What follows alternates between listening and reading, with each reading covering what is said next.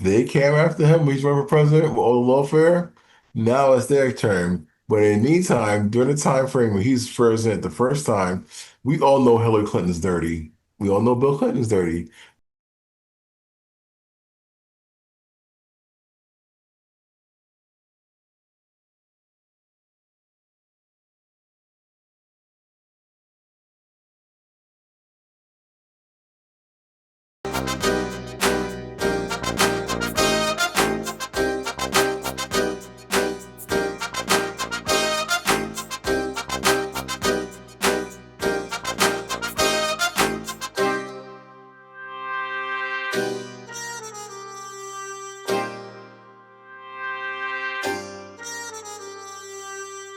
Welcome to the think tank.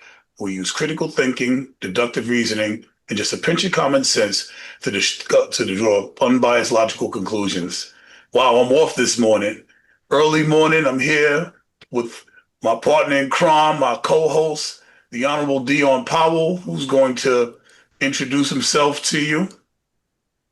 Yes, I'm the 78th Assembly District Leader Dion Powell from the Bronx, and I'm wearing this stylish New York Knickerbockers hat because I'm from New York. Someone asked me, "Hey, are you the next man, Dion?" I said, "Nah, I'm just from New York at this point, wearing a nice fashion statement." He's lost four major lawsuits. So these lawsuits were against attorneys representing people that went against Donald Trump in some of his in some of his lawsuits. They would represent the opposing team, and then he would sanction them. He write executive orders against them, like, I'm representing a client that you want to sue, so you sue the client, lose the lawsuit, and then write an executive order against the attorney that represented the client. What? Wait, is that legal? Do you feel that these decisions are legal? I know that as a MAGA first, America first MAGA man, you want to see Donald Trump winning, but do you think it's okay that these things are happening in the manner they are, where the courts are saying, "Oh, you wildin', bruh," and actually they can't issue nationwide injunctions preventing him from having more lawsuits? Some say are frivolous. Again, I'm not a lawyer. I'm not an attorney. I don't work in that field. This is just for entertainment and educational purposes only. But some people call frivolous attorneys. Do you believe that these lawsuits that he's losing? I believe he's over 97% losses. Do you believe that there is some sort of merit? Yes, because just like Dragon Ball Z, with every fight, he gets stronger. So yes, and some of these people are not to be trusted anyway, even if they're Republican or Rhino, Republican name only. So there's a lot of derangement of Trump and a lot of realms over here on the red team, as you want to call it that. Because remember, again, people are being disillusioned by how he's performing with the before statements that we had in the previous segment. I see.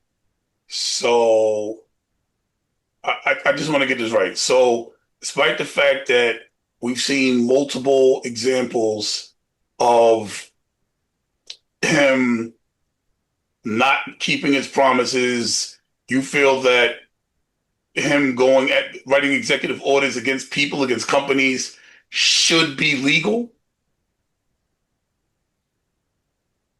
Wait, so you're saying that the executive orders against the private sector should be legal?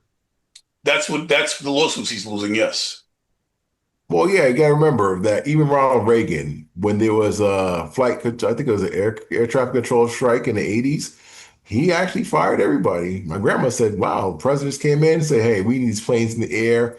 And he has the authority to do that as the chief executive order of the country. So again, the courts are the checks and balances, as they keep saying. That's what has to happen. But as the chief executive officer of this country, to do his best for our economic systems, like firing somebody that's providing horrible data that causes chaos like before, then yes, I agree that he should be able to have this ability to do so. But within reason of the court. So the courts have to see what's, if these executive orders are, legal or not. So another thing he's doing is he's going after the Clintons and Obamas. Like these guys have been subpoenaed. Like he's having ex-presidents subpoenaed along about these Epstein files, about this case, stating that these guys are involved in, covering up the Epstein files and, Russia, Russia, Russia, which once again he hasn't levied sanctions against, or to put that in English, he hasn't punished them or done anything strong against the fact that they're attacking their neighbors and this ongoing war that's been going on for years where he's complaining, "Oh my God, so many people are dying. We have to do something to stop this war. It's terrible. More people than you can imagine. I see the reports. I see pictures you wouldn't believe." Yes, we believe it. There's a war going on. We believe it, Trump. And uh, lost my train of thought and how ridiculous some of the stuff he says is. So he subpoenaed the Clintons for Russia, Russia, Russia. He subpoenaed Obama.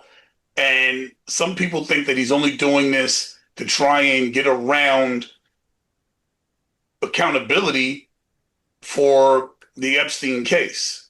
Do you believe that his Department of Justice subpoenaing Obama's and Clinton has merit? Yes, because remember, they came after him when he's running for president with all the lawfare. Now it's their turn. But in the meantime, during the time frame when he's president the first time, we all know Hillary Clinton's dirty. We all know Bill Clinton's dirty. But now the precious messiah of politics for the Black America and beyond, Obama, that he's going to expose as being dirty, that's different. So yes, President Trump, again, has a lot of reason to go after these people, as they say. And he can prove it on paper as to why they need to be thrown in jail or actually just lose their American citizenship. How about that?